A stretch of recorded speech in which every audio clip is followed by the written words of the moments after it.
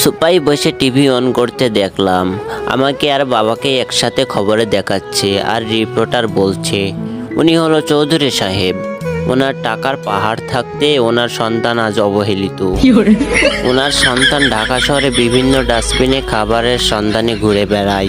ইতিমধ্যে চৌধুরী সাহেবকে পুলিশ গ্রেপ্তার করেছে। উনি তার সন্তানকে কিভাবে অত্যাচার করে তার একটি ভিডিও আপনাদের দেখাচ্ছি। ভিডিওতে দেখলাম গতকাল বাবা যে আমারে থাপ্পড় মেরেছিল সেটা কে যেন ভিডিও করে ওদেরকে দিয়েছে। আর একটু পরেই শ্রাবণী আর শ্রাবণীর ভাইকে খবরে দেখাচ্ছে।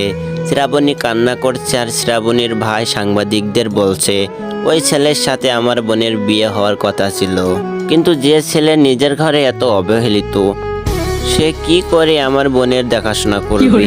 এই ছেলের কাছে আমি আমার বোনকে বিয়ে দিব না। খবরের মাঝখানে এইবার অনন্ত জলিলকেও দেখা যাচ্ছে। অনন্ত জলিল বলছে আমি ছেলেটির ভিডিও দেখেছি, খুব কষ্টদায়ক ভিডিও। খাবারের সন্ধানে ছেলেটা পাগলের মতো ডাস্টবিনে খাবার খুঁজছিল। আমি কথা দিচ্ছি আমি ছেলেটির কর্মসংস্থানের ব্যবস্থা করব। না আর সহ্য করা যায় না। আমি টিভিটা বন্ধ করে তাড়াতাড়ি থানায় গেলাম। অনেক কষ্টে বাবার জামিনের ব্যবস্থা করলাম। ওসি সাহেব আমাকে দেখে কাঁদতে কাঁদতে বলল এমন সন্তান যেন ঘরে ঘরে জন্মায়। বাবা এত অত্যাচার করার পরেও বাবাকে মুক্ত করতে সন্তান ঠিকই এগিয়ে এসেছে।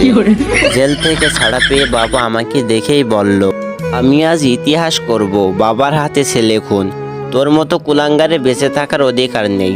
আমি দৌড়াচ্ছি আর আমার পিছনে বাবা, আর বাবার পিছনে কিছু সাংবাদিক যাদের খেয়ে দিয়ে কোনো কাজ নেই।